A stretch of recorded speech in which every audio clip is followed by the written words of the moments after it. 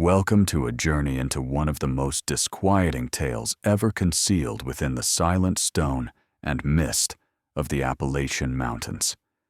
Let us know where you are watching from, as this story transcends borders and touches upon a feeling familiar to us all when we gaze upon places forgotten by time. This video is a fictional narrative crafted for entertainment alone. Any similarity to real individuals, living or deceased, is entirely accidental. There was an era when the Appalachian Mountains symbolized the edge of the known world for many Americans. Impenetrable forests where sunlight seldom reached the earth.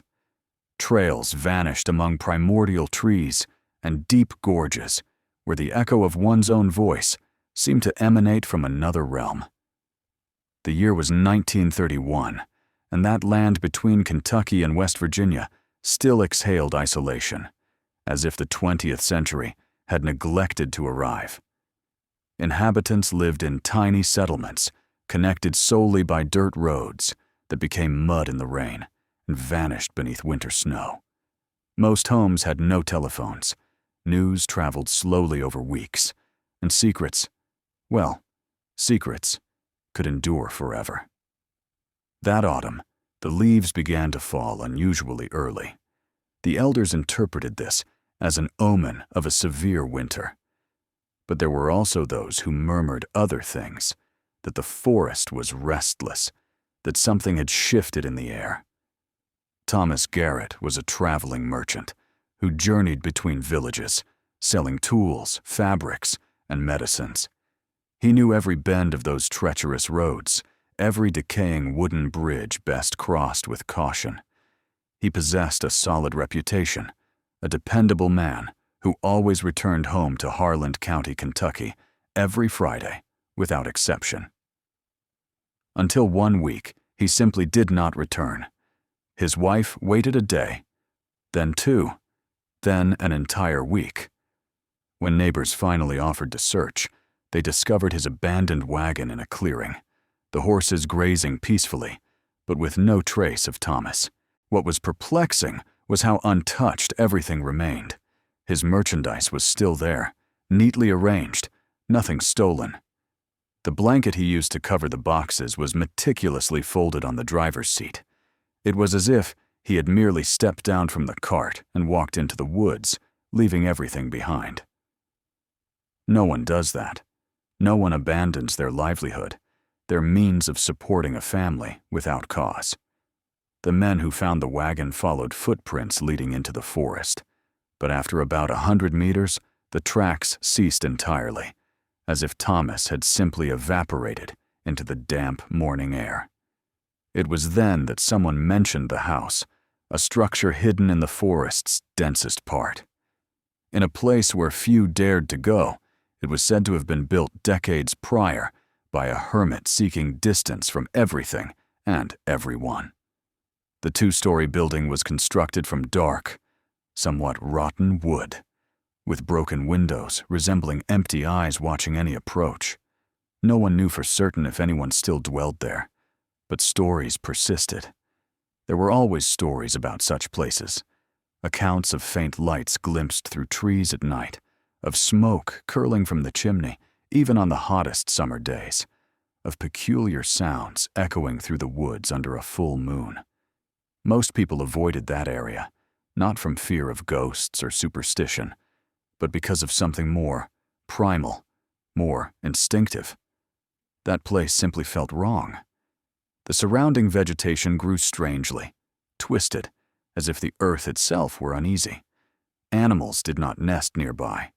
Birds did not sing in those trees. It was a heavy, oppressive silence, the kind of stillness that makes one feel watched, even when certain of being alone. After Thomas Garrett vanished, more occurrences began.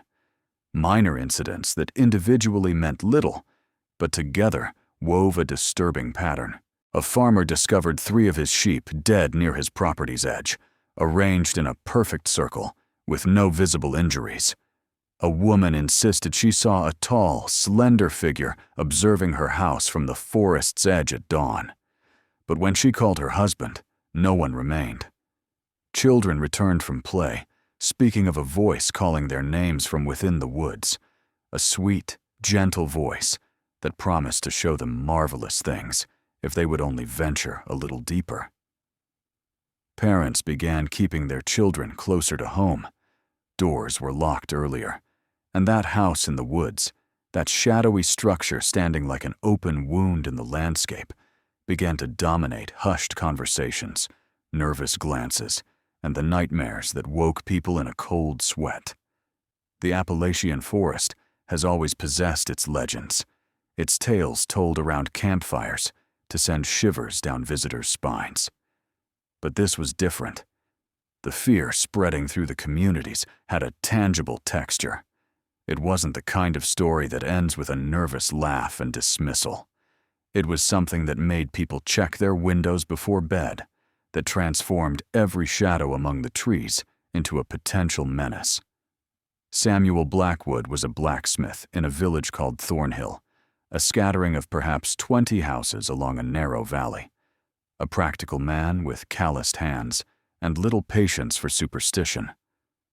When he heard the talk about the house in the woods, about Thomas Garrett and the strange events, he scoffed disdainfully. He said it was all the imagination of idle people, that forests were just forests, and abandoned houses were merely rotting wood and nails, nothing more. But even Samuel could not ignore it when he discovered marks on his workshop door one November morning. They were not animal scratches, they were symbols, deliberate drawings etched with something sharp, perhaps a knife or a nail, circles within circles, intersecting lines forming nonsensical patterns that nonetheless seemed to strive to communicate something. He sanded the wood, removed the marks, told no one, but the following week they reappeared in the same spot, identical. It was his wife, Martha, who finally persuaded him to speak with other residents, and that was when they learned they were not alone. Several houses bore the same markings, always on the front door, always at night. No one ever heard anything, never saw the perpetrator. It was as if the darkness itself took form and left its silent messages. The reverend of the small wooden church, a man named Josiah Crane, decided it was time to confront the situation directly. He proposed that a group visit the house in the woods, investigate the place in daylight, and dispel the fear poisoning the community. 10 men volunteered. They took flashlights, ropes, and machetes to cut a path through the thick undergrowth. They set out on a clear morning in 1931, while the sun still struggled to pierce the perpetual mist veiling those mountains. The trek to the house took over 3 hours. The trail, if it could be called that, was treacherous. Exposed roots felt like fingers trying to grasp their ankles. Low branches appeared from nowhere, scratching faces and arms, a growing sensation that they were being observed by something moving parallel to them, always just beyond sight, always concealed behind the next tree. Some men suggested turning back, but pride forbade it. They had declared their intentions, promised answers. They could not return empty-handed. When they finally glimpsed the structure, it was worse than described. The house seemed to be sinking into the ground itself, as if the earth were slowly reclaiming it. The exterior walls were clad in black moss, a fungus growing in vein-like patterns. The roof had collapsed in several places, creating irregular holes through which pale, sickly light streamed. The front porch was completely rotten, broken boards forming jagged teeth like the maw of some decaying creature. But most unsettling was the feeling that the house was waiting for them, not abandoned, not empty, but waiting, as if each dark window were an eye that finally had an audience for its solitude. Reverend Crane uttered a quick prayer, more from habit than faith, and then took the first step toward the entrance. The others followed, forming a hesitant line, each man gripping his chosen tool a little tighter. The front door stood ajar. No force was needed. It opened with a long, sharp creak, that echoed through the surrounding forest, startling unseen birds into panicked flight. The interior was dark, even in daylight. The windows, coated in grime and decades of cobwebs, admitted only a faint greenish light that made everything seem submerged. The odor struck them first. It was not the usual mustiness of an abandoned house, of damp wood and accumulated dust. It was something deeper, more organic, like freshly turned soil blended with a sweet, nauseating scent none could identify, yet which churned their stomachs. They entered slowly, each step on the wooden floor, producing sounds that seemed too loud, too intrusive in that thick silence. The main room was surprisingly intact. Furniture lay under gray sheets of dust. A table stood centered with 4 chairs around it, all facing the same direction, as if left mid-conversation. On the wall, crooked paintings depicted landscapes unlike any they knew. Mountains taller than the Appalachians, forests with impossibly shaped trees, skies colored with hues not found in nature. One man, a hunter named William, pointed to a corner. There stood a stone fireplace large enough for a person to stand within, yet it held no ashes, no soot stains. It appeared never to have been used, despite tales of chimney smoke. Above the fireplace, carved directly into the stone, was the same symbol found on the doors in Thornhill. Circles within circles, intersecting lines, forming a hypnotic pattern that seemed to move if stared at too long. Reverend Crane approached to examine it closer, tracing the grooves with his fingers. They were deep, precise, made with intention and care. These were not the random scribbles of a disturbed mind. There was a geometry, a mathematics he did not comprehend, but felt was significant. It meant something. It communicated something. But what? Samuel Blackwood, the skeptical blacksmith who had mocked superstitions, found a door leading to what seemed a kitchen. He pushed open the damp, swollen wood and entered a smaller room where utensils still hung on wall hooks, iron pots, knives of various sizes, wooden spoons blackened by time. Everything was arranged with military precision, each item in its designated place. On a stone counter lay stacks of clean dishes, as if recently washed and left to dry. Yet the layer of dust told a different story. No one had touched these objects for years. What froze him was the sight of food on the table fruit, arranged in a cracked ceramic bowl. Apples, pears, grapes, perfectly preserved without a sign of decay. Their vibrant colors, a grotesque contrast to the lifeless surroundings. It was impossible. Fruit should rot, attract insects, disintegrate within days. Yet these remained intact, as if time had forgotten or refused to touch them. He called the others, his voice trembling more than he wished. As the men gathered in the kitchen, the unease intensified. It wasn't just the fruit. It was the growing sense that nothing in that house obeyed the normal rules of reality, that they had entered a kind of bubble where natural laws bent in subtle yet profoundly wrong ways. A narrow hallway led to the second floor. The wooden stairs groaned under their weight, each step seeming ready to give way. No one wanted to ascend, yet no one wanted to be the first to suggest retreat. So they continued, a slow and reluctant procession toward the darkness above. The hallway walls bore peeling wallpaper, revealing multiple layers beneath faded flowers over stripes, stripes over geometric patterns, each layer recounting a different era of the house's history. 5 doors lined the upper corridor. 4 were locked. 1 stood open. Naturally, they went to the open one, drawn to the doorway like moths to a dangerous flame they could not resist. The room revealed was a bedroom. A wrought iron bed occupied the center, its thin mattress covered by a white sheet that appeared freshly made. Pillows were perfectly positioned. A blanket was folded at the foot, as if prepared for an imminent guest.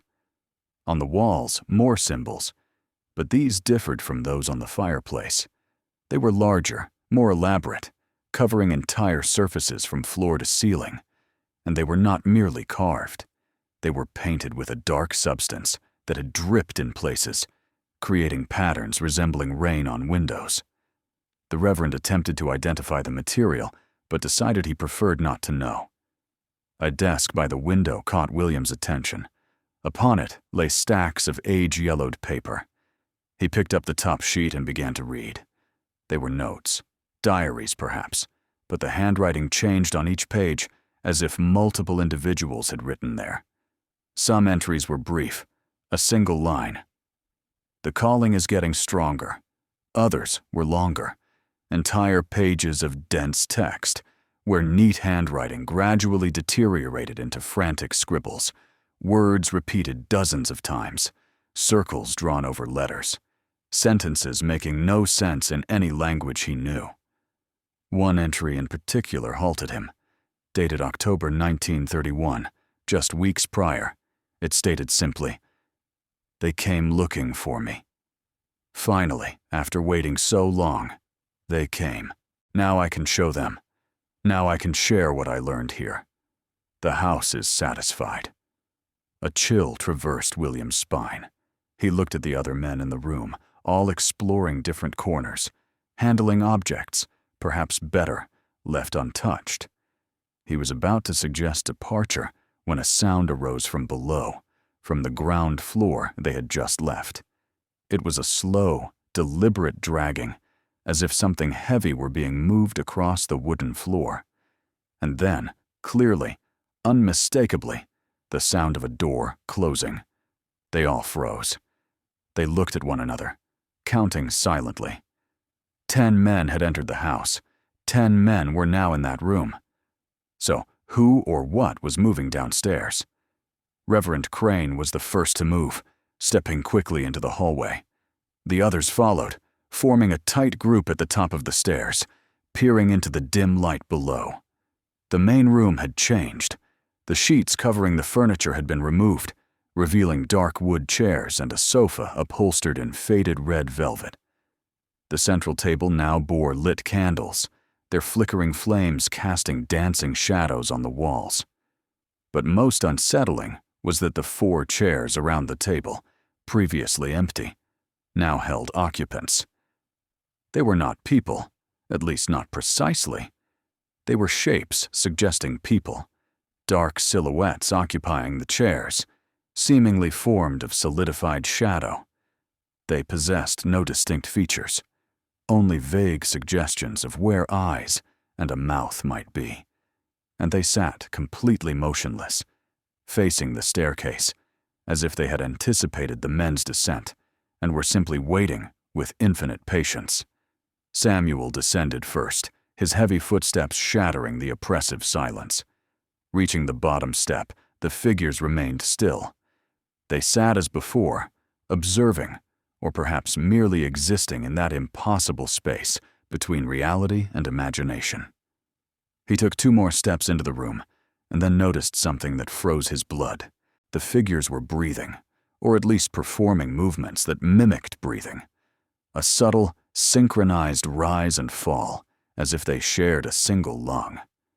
Reverend Crane began to pray aloud, reciting words uttered 1,000 times in his church, yet now they felt hollow and powerless against whatever inhabited that place. The figures did not react to the prayer. Perhaps they could not hear it, or perhaps they simply disregarded the pleas of frightened mortals in their presence. It was William who observed that the front door through which they had entered was now shut tight, as if sealed from within. He rushed to it, pulled the handle, and pushed with his shoulder. The wood did not yield an inch. It was like pushing against a stone wall. He called for help, and 3 men joined him, throwing their combined weight against the door. Nothing. It refused to budge. The windows were the next obvious option. But approaching them, they discovered the glass was coated on the outside with a dark film they hadn't noticed upon entry. Through it, they could not see the forest-only absolute darkness, as if the house had been transported to some void between worlds. One man seized a chair and hurled it against the window with all his strength. The glass did not break. The chair rebounded, shattering into pieces on the floor. True panic began to take hold. Voices rose, suggestions shouted over one another. Try the other doors on the ground floor. Go upstairs and search for second-floor windows. Return to the kitchen and seek a rear exit. But before they could formulate any plan, the candles on the table extinguished simultaneously. Darkness fell upon them like a suffocating blanket. Lanterns were lit with trembling hands, their beams cutting erratic angles through the gloom, and it was then they realized the figures in the chairs had moved. They were no longer seated. They stood scattered around the room, positioned to block potential escape routes, and they were more solid now, more defined. Details began to emerge from their shadowy forms. Long hands with fingers that seemed to possess an extra joint, narrow shoulders, and elongated necks, curving at unnatural angles. And the faces, oh God, the faces began to form, like clay, molded by invisible hands. Yet these were not coherent faces. Eyes were placed wrong, multiple mouths opened and closed out of sync, noses shifted across the features like independent creatures. It was as if something was attempting to imitate the human form, based solely on descriptions without ever having seen a real person. The result was a grotesque parody that forced the men to look away, unable to process the sight. One of the figures began to produce sounds, not words exactly, but approximations of human speech, elongated and distorted syllables echoing through the room from impossible directions. It seemed to be trying to communicate, to form words its impossible anatomy could not properly produce. The sound was at once a plea and a threat, an invitation and a warning. The group huddled together by the stairs, all wanting to ascend, but unwilling to turn their backs on the entities in the room. It was then Samuel realized something crucial. The figures were not advancing. They kept their distance, as if bound by some invisible rule they could not break, as if they required permission or an invitation to draw nearer. The house might hold them captive, but what dwelt within it was somehow limited. The Reverend, regaining some courage from this realization, stepped forward. He raised his lantern, directing its light onto the nearest figure. The creature recoiled, arching backward in a manner no human spine could allow. It emitted a sharp sound, almost like pain, and retreated several more steps. Light. They disliked direct light, or perhaps they could not endure it. It was not a weapon, but it was something. The men quickly understood and formed a defensive circle, each pointing his flashlight outward to create a barrier of light around the group. The figures retreated into the shadows, merging with the darkness at the room's edges. But they didn't vanish completely. They remained there, waiting, watching, anticipating any breach in their makeshift defense. Hours passed like that, or perhaps only minutes. Time within that house did not behave correctly. Pocket watches carried by some men showed conflicting times, their hands spinning erratically, sometimes forward, sometimes backward. Exhaustion began to weigh upon them. Arms grew tired from holding lanterns. Eyes burned from straining in the dim light. And the creatures were patient. They had all eternity to wait for the invaders to make a mistake. William suggested exploring the second floor again. If the creatures were concentrated on the ground floor, perhaps something upstairs could explain the nature of that place, or better yet, offer an escape. The suggestion met hesitation, but standing still was not an option. They needed to act while they still had energy and sanity. They ascended the stairs in close formation, half the group facing forward with flashlights illuminating the path, the other half walking backward to ensure nothing followed. The upper corridor was exactly as they had left it, yet now it seemed longer, as if additional meters had been added while they were downstairs. The 4 doors that had been closed remained so, but now emitted a faint, pulsating bluish glow from beneath their cracks, a light that seemed to breathe in rhythm with the house. Samuel approached the first door and, before anyone could stop him, turned the knob and pushed. The room revealed should not have existed. It was impossible for it to fit within the house's external dimensions. A vast hall stretched before him, with a ceiling too high and walls fading into shadows no lantern could penetrate. The floor was covered by an intricate mosaic of colored stones, forming those same circular symbols, but on a monumental scale. At the hall's center stood something resembling an altar, a structure of polished black stone, smooth as glass, reflecting the lantern light in strange ways, creating reflections that defied correct angles. Upon the altar, objects were arranged with care, books bound in a material that did not appear to be leather, their visible pages gleaming with writing that moved, constantly rearranging itself. Glass vials containing liquids of impossible colors, some luminous, others seeming to absorb light. And at the center, a small carved wooden box of such dizzying detail it was difficult to follow its patterns. Reverend Crane felt an almost irresistible compulsion to approach the altar, as if something were pulling not his body, but his essence, his will. He took 3 steps toward the structure before William seized his arm, pulling him back. The touch broke the trance, and Crane staggered, breathing heavily, sweat trickling down his face, despite the cold permeating the house. They quickly closed that door and moved to the second. This revealed a completely empty room. White walls, white floor, white ceiling. No furniture, no decoration, no windows, just absolute emptiness. Yet the emptiness had a presence. It had weight. Gazing into that space induced nausea, like looking down from a dangerous height. Some men reported hearing whispers from the empty room, voices speaking in non-existent languages that nonetheless conveyed pure emotions, despair, loneliness, a centuries-old hunger for companionship. The third door would not open. No matter the force applied, the knob turned, but the door remained sealed, as if the other side were filled with concrete. Yet they could hear something through the wood, regular, methodical knocking, like footsteps of someone walking in circles without ceasing, a pattern that had persisted so long it had worn an audible groove in whatever floor lay beyond. Only the fourth door remained. It stood ajar, faint light leaking through the opening. They pushed it open slowly and found what appeared to be a studio. Easels were scattered about, each supporting a painted canvas. But the paintings were unsettling in their precision. They were portraits, dozens of them, and they all depicted the same 10 faces, the faces of the men now in that room, observing their own images captured in paint.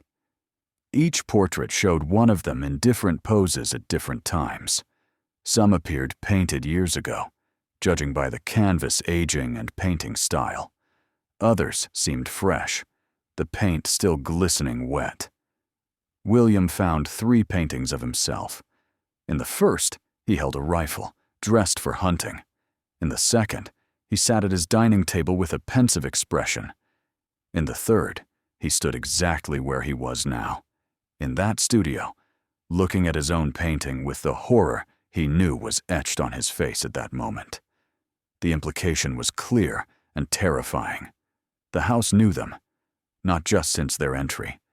It had known them for a long time. It had observed them, studied them, captured their images in moments they considered private. How many times had that presence spied on them without their realization? How many nights had it lingered in shadows near their windows, on the edges of their properties, silently watching as they lived their mundane lives? Samuel began turning the canvases over, unable to bear seeing more of those impossible images. But as he did, he discovered paintings on the reverse sides as well, and these were different. They showed places, not people. Streets of villages he recognized. Thornhill, Harland County, other communities scattered across the mountains. But in the paintings, these places were empty, completely deserted. Houses with open doors swaying in the wind, streets covered in fallen leaves and branches, like visions of a future where everyone had vanished. In one painting, Reverend Crane's church was meticulously detailed, but instead of a cross atop the steeple, there was that symbol, circles within circles, and the church windows glowed with the same pulsating bluish light that now seeped beneath the hallway doors. It was a prophecy, or a promise, the house showing what it planned to do, how it intended to expand its influence beyond those rotting wooden walls. A sudden sound made them turn. It came from the hallway, footsteps climbing the stairs, but they were not the clumsy steps of the shadowy creatures seen earlier. They were human steps, normal, calm, as of someone ascending with the confidence of being at home, of belonging there. The men squeezed into the studio, some extinguishing their flashlights to avoid revealing their position, others keeping theirs lit, but pointed downward. The figure that emerged at the top of the stairs was human, at least in appearance. A tall, thin man, dressed in simple clothes that could have been from any era of the past 50 years. Dark hair fell over eyes that reflected the lantern light strangely, like the eyes of nocturnal animals. He stopped in the hallway, turned his head slowly toward the studio, and smiled. It was not a friendly smile. It was the smile of someone finally receiving visitors after waiting too long in solitude. The man took a step toward the studio, and his presence seemed to draw the air from the hallway. There was nothing overtly threatening in his movements, yet something was profoundly wrong with how he moved. Every gesture was too precise, too calculated, as if he were following mental instructions on how a human should walk, rather than walking naturally. His eyes swept over the group of men huddled in the room, and then he paused, tilting his head in a manner conveying both curiosity and recognition, as if he had been awaiting them. The figure began to walk down the hallway, passing the closed doors, touching each one lightly as if greeting old friends. There was a familiarity in his movements that suggested years, perhaps decades, of inhabiting that space. His fingers traced patterns in the air as he walked, drawing invisible symbols that seemed to leave luminous trails for fractions of a second before vanishing. Reverend Crane felt a compulsion to approach, to attempt communication, but something primal in his brain screamed to keep his distance. The other men shared the same tension, muscles poised for flight, yet feet glued to the ground by a mixture of fear and morbid fascination.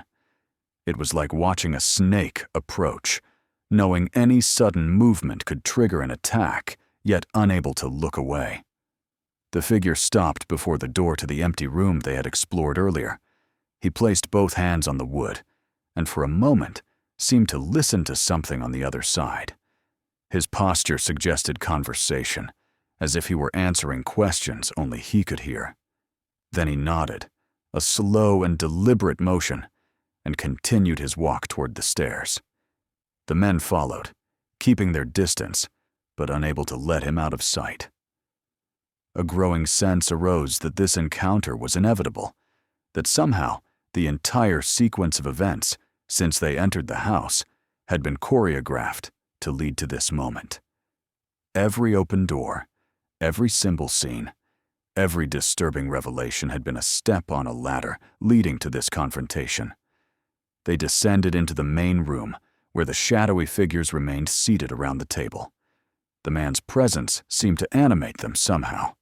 Subtle movements rippled through their forms, undulations suggesting muscles contracting beneath invisible skin.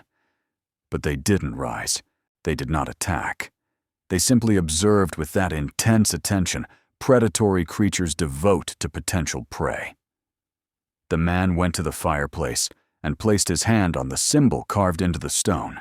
Immediately, Lines of light began tracing the grooves, illuminating the complex pattern with a bluish glow that pulsed like a heartbeat.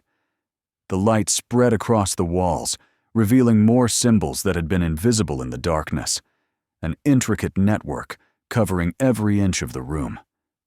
It was a map, they realized, not of geographical locations but of connections, lines linking points, forming webs that extended beyond their sight, suggesting a much larger structure of which that house was merely a node.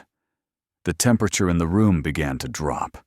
Breaths became visible, small clouds of vapor escaping from mouths, agape in surprise and growing panic. The windows began to freeze from the inside out, ice crystals forming fractal patterns that mirrored the symbols on the walls. It was as if winter had suddenly decided to inhabit that specific space, concentrating months of cold into a few minutes. The man turned to face them, and his face was changing, not dramatically, not in grotesque transformations like the shadowy creatures, but in subtle adjustments that made his features seem never fixed, always slightly different from a second before, like looking at someone through moving water. The image constant, but never static. He walked over to one of the figures seated at the table. He placed his hand on what might be its shoulder in a gesture that was almost affectionate. The creature responded, its form darkening and solidifying under his touch. Features began to emerge from the darkness with painful clarity. A nose, a mouth, eyes that opened for the first time in who knows how long. And for a horrifying moment, Samuel recognized the face. Thomas Garrett, the merchant who had vanished weeks before but transformed, remade into something only partially human. Thomas's face was a mask of confusion and something that could have been agony or ecstasy, impossible to distinguish. His mouth opened, attempting to form words, but only sounds emerged. Fragments of human language mingled with something older, more fundamental. It was like hearing someone speak underwater, recognizable as an attempt at communication, yet incomprehensible in content. The other figures at the table also began to show features, faces emerging from the shadows in various stages of formation, some almost complete, others mere hints of human characteristics. Each of them had once been someone, travelers, explorers, individuals who had stumbled upon that place and made choices that led to their transformation. Now they existed in an intermediate state, neither fully human nor entirely something else, trapped in a metamorphosis that might never conclude. The man gestured toward the front door in a clear motion of invitation, or perhaps permission. The symbols on the walls pulsed once, glowing intensely before fading again. The heavy air that had made breathing so difficult suddenly eased, as if an invisible pressure had been released. William was the first to move, taking cautious steps toward the exit. The others followed, forming a hesitant line of men who could no longer bear being in that place, yet feared what they might find outside.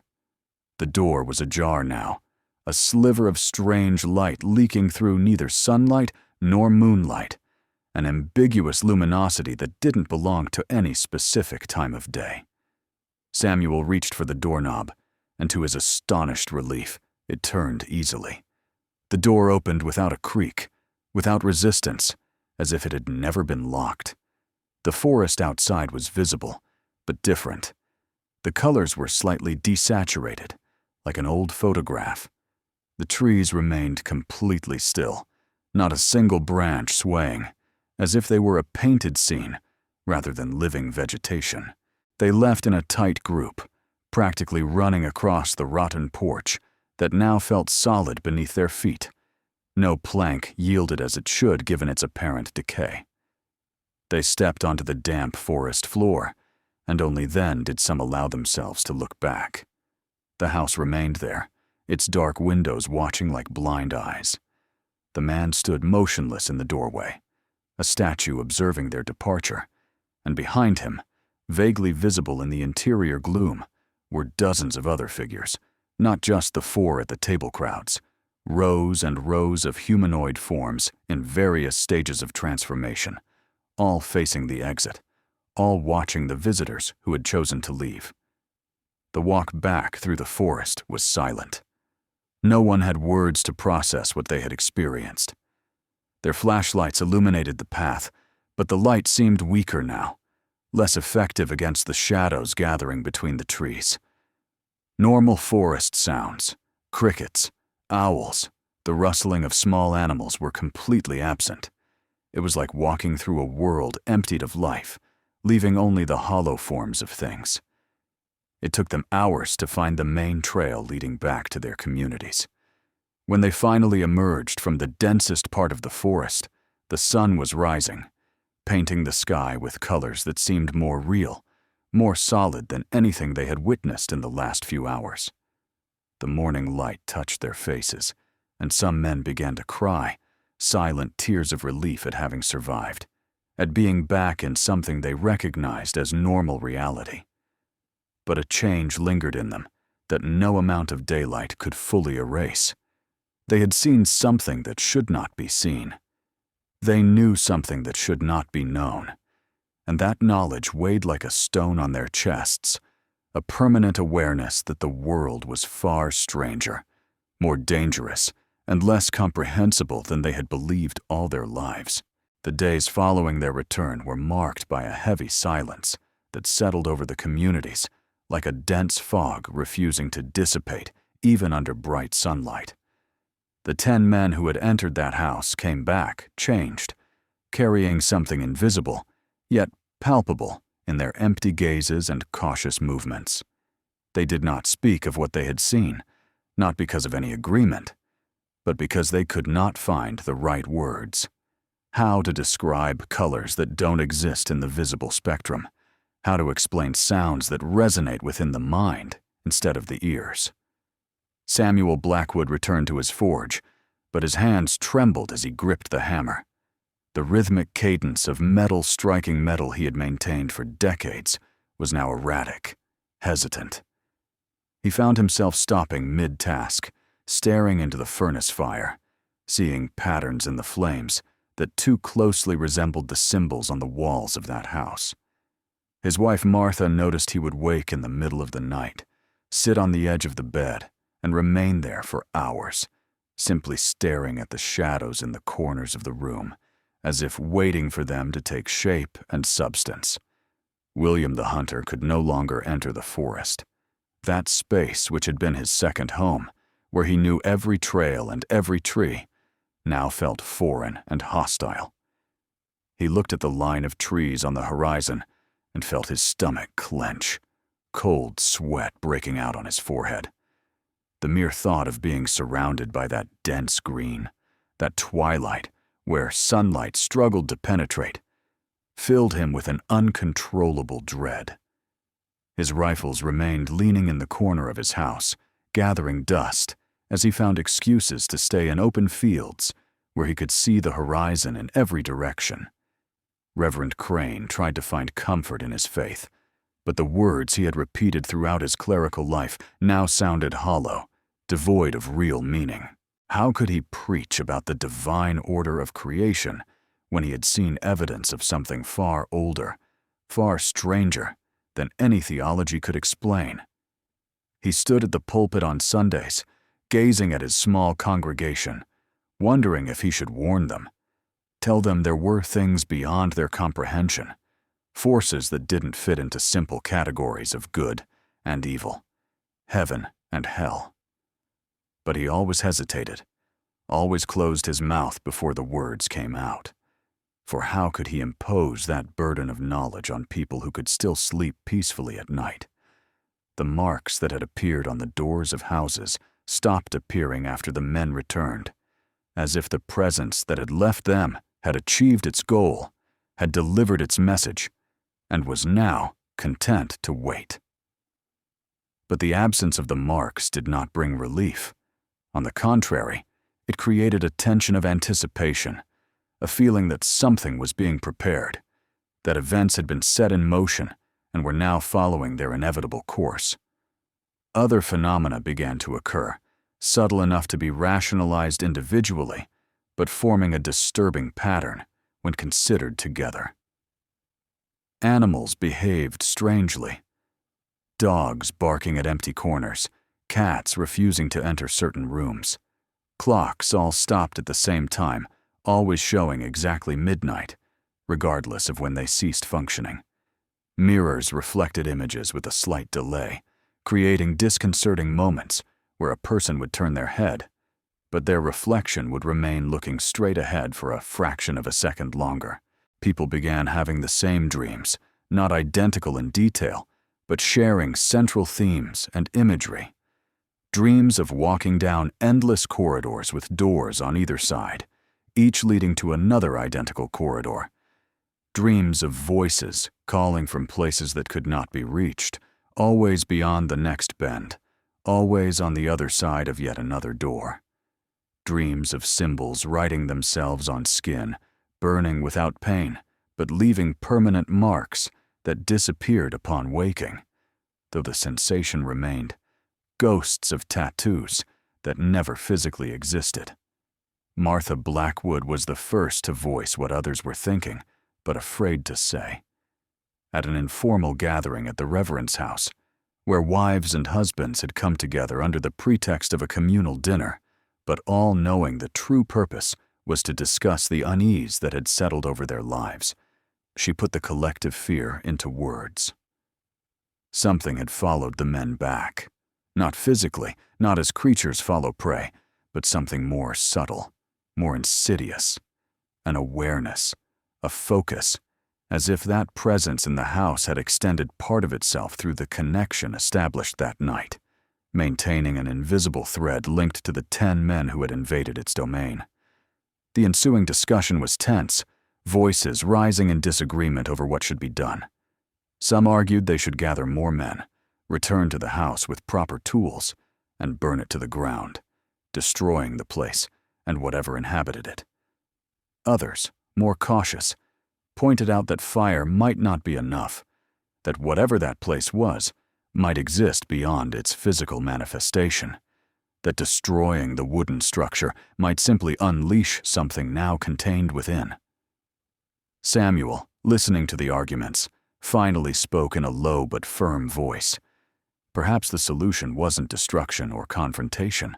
Perhaps it was forgetting to stop talking about the place, to stop thinking about it, to allow the memory of that night to fade like a forgotten bad dream, to deny the presence the attention it clearly sought, the connection it tried to establish. Was that possible? Could they simply choose to forget? But the very act of discussing forgetting was a memory, and everyone felt, though no one said it aloud, that it wasn't a choice they truly had. That experience had been permanently etched into their minds, fundamentally altering how they perceived the world. It was like trying to unsee something once seen, to unknow something once known. The knowledge had become part of them, altering the structure of their thoughts in ways they couldn't simply undo by willpower. In the weeks that followed, a new pattern emerged. The 10 men began to distance themselves from their communities, not consciously or deliberately, but as a gradual and inevitable process. Conversations with neighbors became shorter, social encounters rarer. They gravitated toward each other, forming an isolated circle of shared experience that no one from the outside could penetrate or understand. They gathered in silence, sometimes just sitting together without speaking, united by that invisible weight they all carried. William began to draw. He had never shown any artistic inclination before, but now his hands moved compulsively across paper, charcoal creating lines and curves that gradually formed those symbols they had seen. He couldn't stop.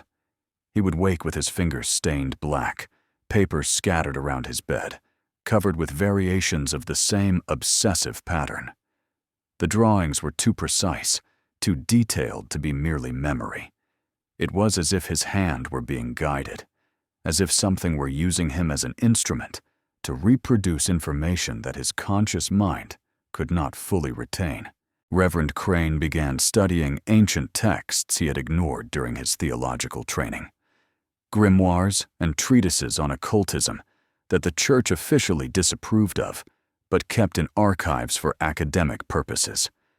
He searched for references, for historical precedents of similar phenomena, and he found more than he expected. Stories spread across centuries and different cultures, of houses existing outside normal time, places where realities overlapped, entities inhabiting liminal spaces between worlds. The details varied, but the core was too consistent to be mere coincidence or mythology. One discovery in particular kept him awake for 3 nights. An 1876 account of a group of miners in West Virginia who had found a buried structure during excavations. They described entering a complex of rooms that shouldn't fit within the dimensions they had measured from the outside. They spoke of symbols on the walls, of presences that were not hostile, but profoundly alien.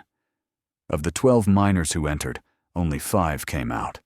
The others simply disappeared, and the survivors were never able to coherently explain what had happened. The parallel with his own experience was impossible to ignore. He shared the discovery with the others during one of their silent meetings.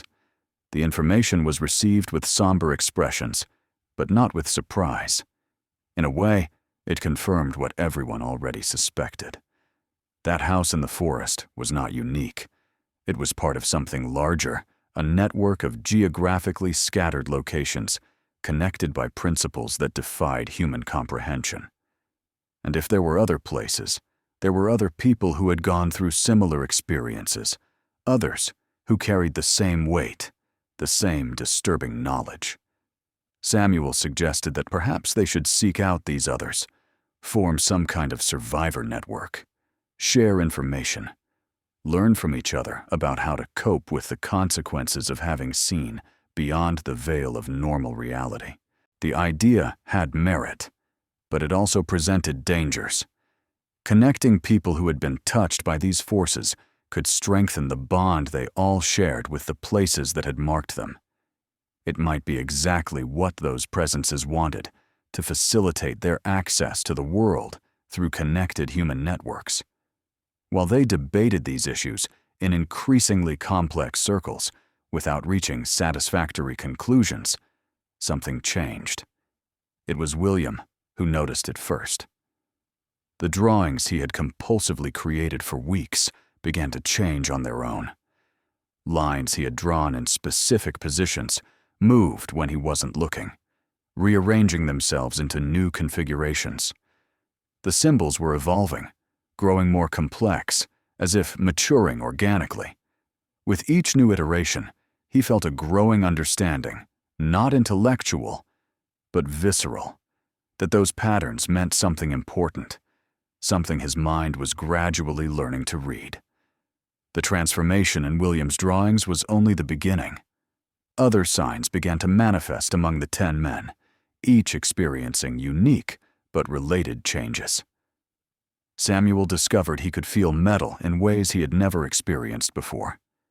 When he held an iron bar in his forge, he perceived not only temperature and weight, but something far deeper: the molecular structure, the microscopic imperfections, the entire history of the material since it was extracted from the earth.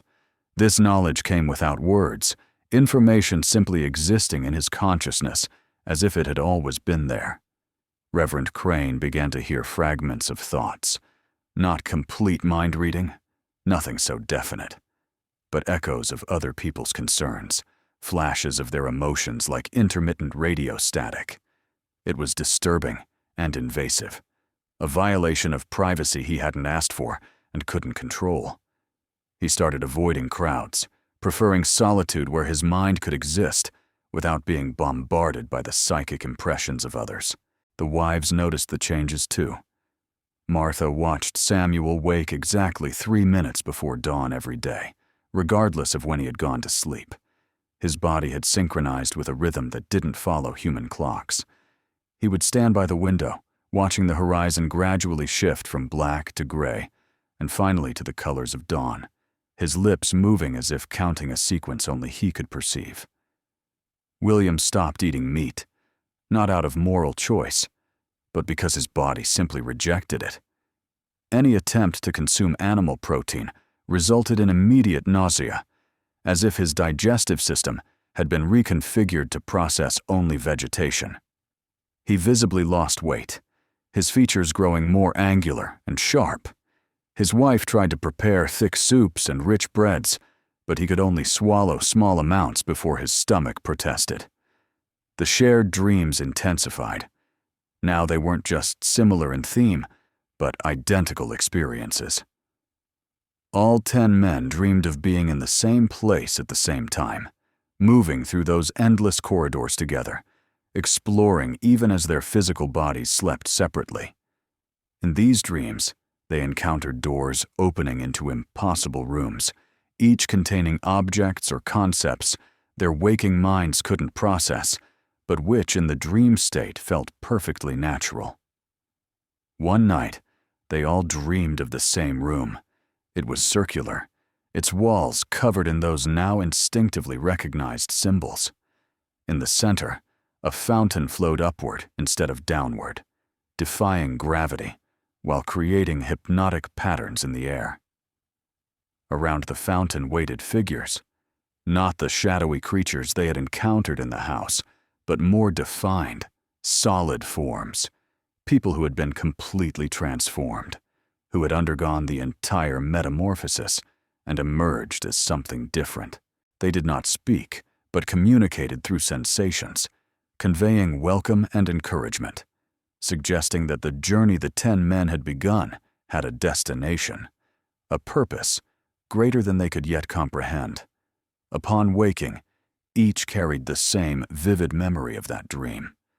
When they gathered to discuss it, they discovered even the smallest details matched perfectly. These were not individual visions interpreted similarly.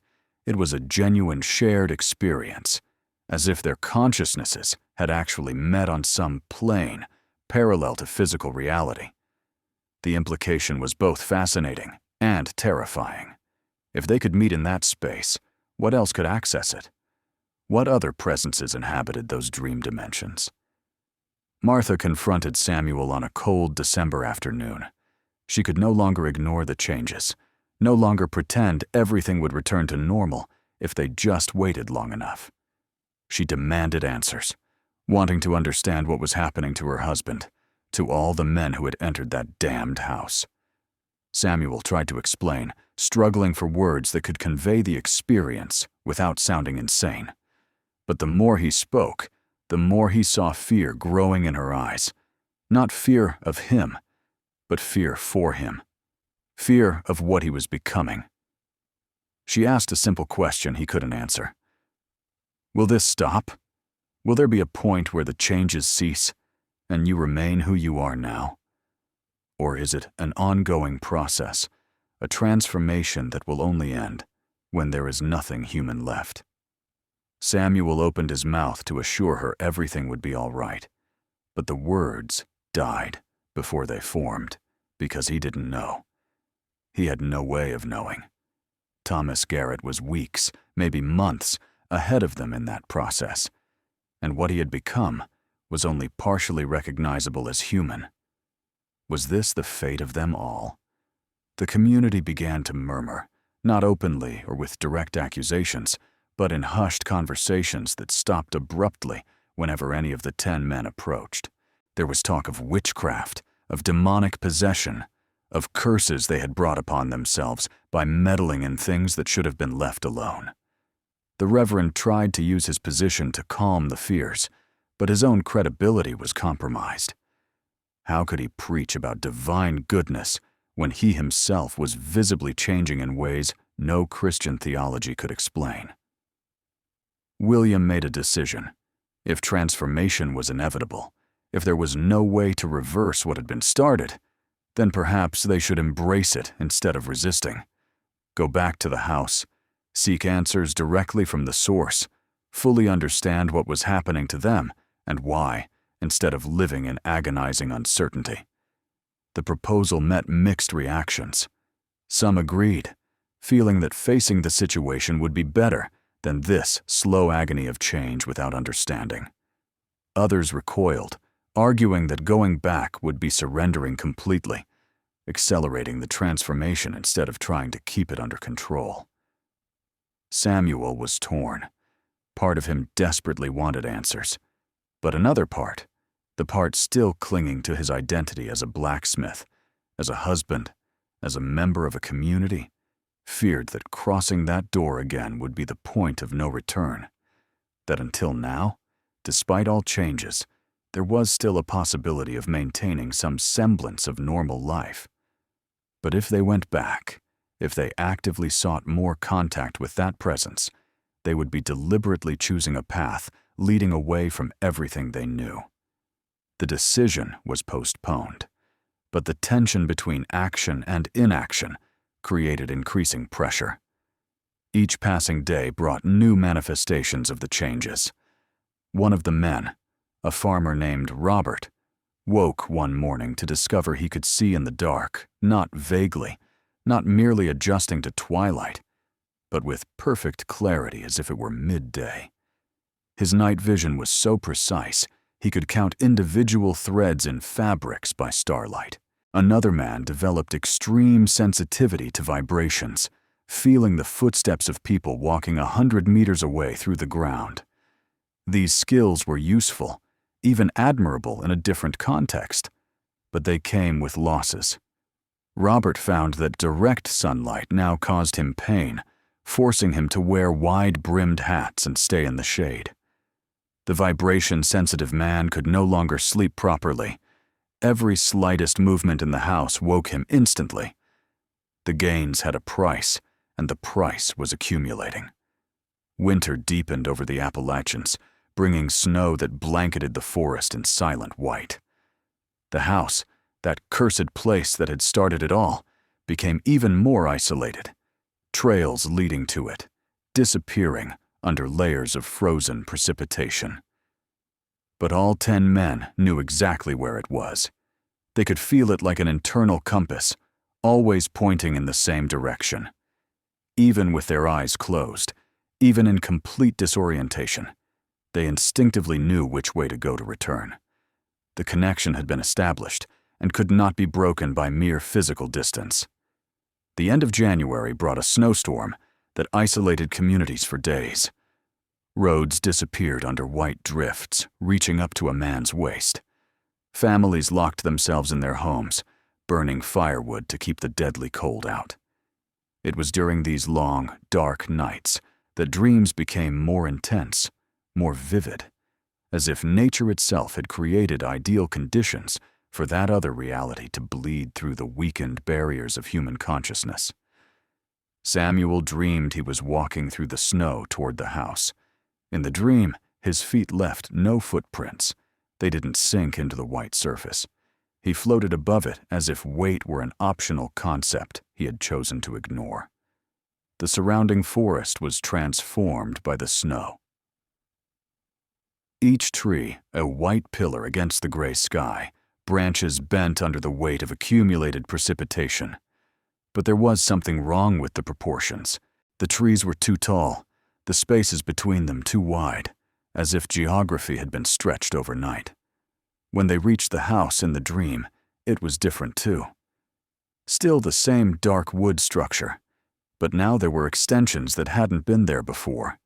New wings sprouting from the sides like organic growth, additional rooms multiplying like dividing cells. The house was expanding, growing, preparing to accommodate more. And in the windows, lights were on. Not the sickly bluish light they had seen before, but something warmer, more inviting, as if it were a home awaiting the return of its inhabitants. He woke sweating despite the cold in the room. Martha slept beside him, her breathing regular, unaware of the turmoil in his mind. Samuel got up carefully, went to the window, and looked outside. The snow had stopped falling. The sky was clearing, the first colors of dawn painting the clouds in shades of pink and gold. Everything seemed normal, peaceful. the world covered in pristine white that hid all imperfections beneath its uniform surface. But he knew that dream wasn't just a dream. It was a message, an invitation, or perhaps a command. Home was calling. Not just him, but all 10 of them. It was time to return, time to complete what had been started that first night when they crossed the threshold without truly understanding what they were doing. Resistance was now futile. They could postpone it, fight the compulsion, but eventually they would all give in. It was only a matter of time. The others had the same dream. When they met 3 days later, after the roads had been partially cleared, each brought identical accounts: the walk through the snow, the expanded house, the lights in the windows. There was no longer any debate about whether they should return. The question now was when and how. Some wanted to go immediately, feeling a growing urgency that made each day of waiting agonizing. Others argued for preparation, for trying to better understand what they would face before fully committing. William proposed a plan. They would go during the day, with full sunlight providing some psychological, if not physical, protection. They would take enough supplies, food, and water for several days, in case they became trapped again. And most importantly, they would take means of recording what they found: paper, ink, instruments for drawing and taking notes. If they were going to transform, if they were going to gradually lose their humanity, then at least they would leave a record of the process, a testimony for others who might unintentionally follow the same path. The preparation took a week. During that time, the changes accelerated in all of them, as if the decision to return had released some blockage, keeping the transformation at a controlled pace. Samuel discovered he no longer needed to eat regularly. He could go days without feeling hungry, and when he did eat, minimal amounts completely satisfied him. His body was becoming more efficient, requiring less fuel to maintain basic functioning, or perhaps learning to extract energy from sources normal humans could not access. Reverend Crane stopped sleeping. Not insomnia, not an inability to rest. He simply didn't need to anymore. He would lie down at night, close his eyes, and his mind would enter a meditative state that was restful enough.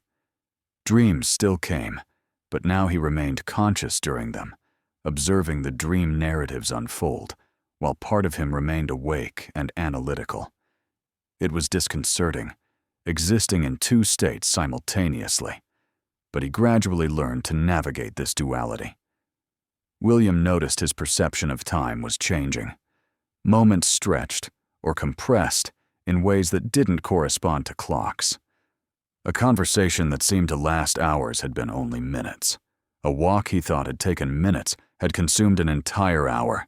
His subjective experience of duration was disconnecting from the objective passage of time. He wondered if he would eventually live completely outside the normal flow of time, experiencing past, present, and future in simultaneity rather than linear sequence. The wives bid them farewell, with expressions mingling love and resignation. They knew the men who would return, if they returned, would not be the same ones who were leaving. Martha embraced Samuel for a long time, memorizing the feeling of his arms around her, the smell of forge smoke that always clung to his clothes. She didn't say, "Don't go." She didn't beg him to stay. She understood there was no real choice, that he was being pulled by forces beyond any human control. She only whispered that she loved him, that she would always love him, no matter what he became. And she hoped that would be true even when tested by transformations she could not yet imagine.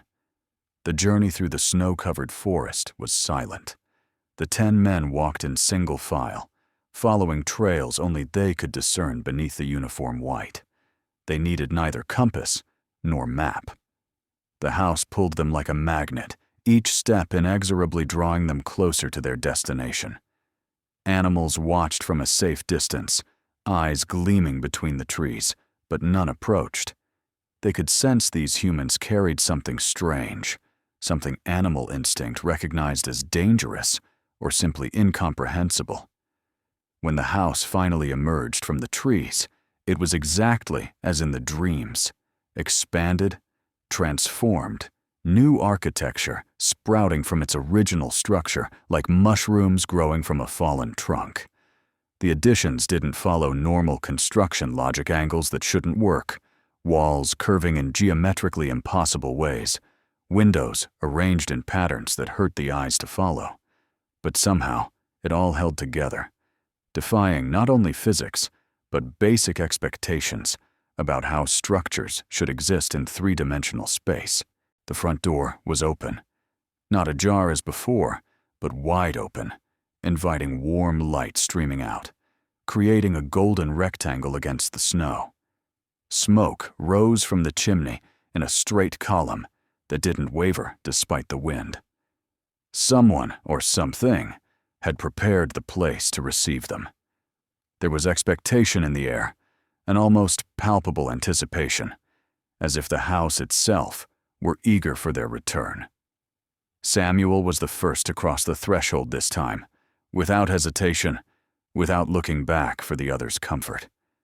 He simply took the step that had been inevitable since the moment they left that place weeks ago. The others followed in silent procession, each carrying backpacks of supplies they somehow already knew they wouldn't need. They wouldn't need food or water where they were going. The rules were different here, within this space that only partially existed in the reality they had known all their lives. The interior was transformed. The room that had been chaotic and unsettling was now tidy, organized, almost welcoming. Furniture arranged in meaningful ways, rugs covering the wooden floor, paintings on the walls depicting landscapes that, though strange, possessed a certain alien beauty. It was as if the house had spruced itself up for expected visitors, putting on its best face to impress and reassure. The shadowy figures were not visible, but their presence could be felt, observing from the edges of perception, waiting in shadows no lantern could fully penetrate. And in the center of the room, standing like a host receiving guests, was the guardian, the man who was not entirely human, who existed as an interface between human and whatever inhabited that place. He smiled at the sight of them, an expression that this time seemed genuine, rather than a carefully constructed mask. He didn't speak. He didn't need to. He simply gestured toward the stairs, indicating they should go up.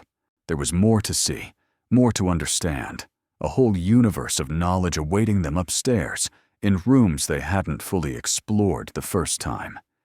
This visit would be different. They were no longer frightened intruders, stumbling through mysteries they didn't comprehend. They were initiates, returning to take the next step on a journey that had only just begun. They climbed the stairs in silence, each step leading them deeper into something transcending physical architecture. The upper corridor stretched in both directions far longer than the house's external dimensions would allow. Doors lined both sides, some open, revealing glimpses of impossible interiors. Others closed, but emanating that pulsating bluish light they now recognized as a sign of something beyond waiting on the other side.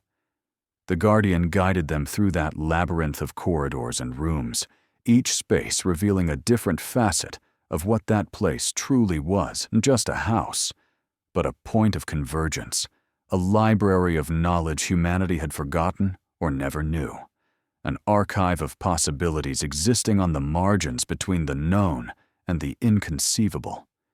They walked through rooms where gravity worked differently, where nameless colors painted the walls, where the air vibrated with frequencies, making their bones resonate in harmony.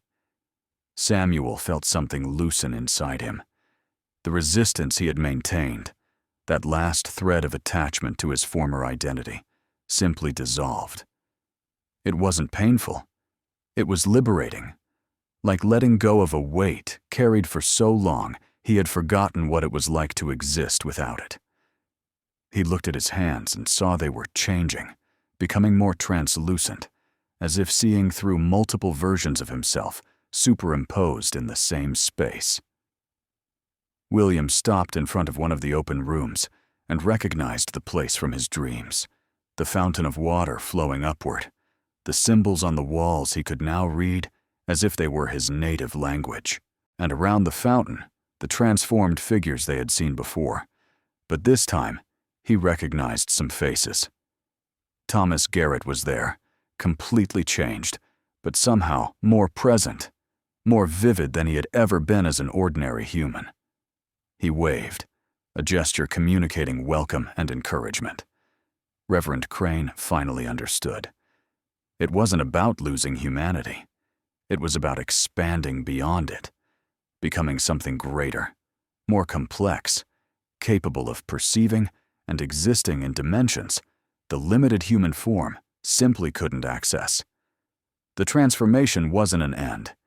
It was a beginning, metamorphosis in the truest sense, and those who completed it didn't cease to exist. They simply existed in a different, broader way. The 10 men spread out through the house, each finding the space resonating with their own particular journey. There was no hurry now.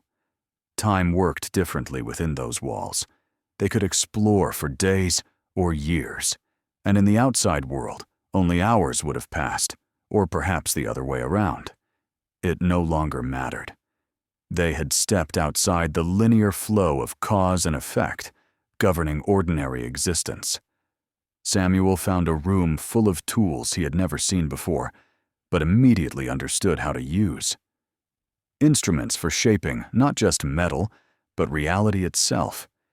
He could create things here that couldn't exist anywhere else, objects defying every physical law he thought he understood.